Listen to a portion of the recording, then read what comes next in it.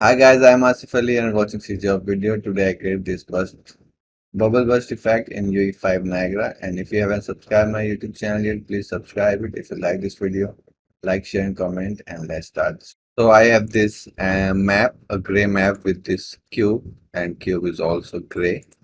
And let's create material first. Let's create a Niagara first.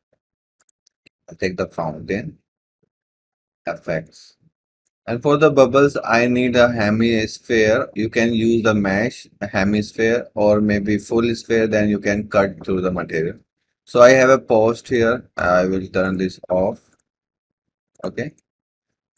And this will be my bubble. And instead of this, I will use a mesh sphere.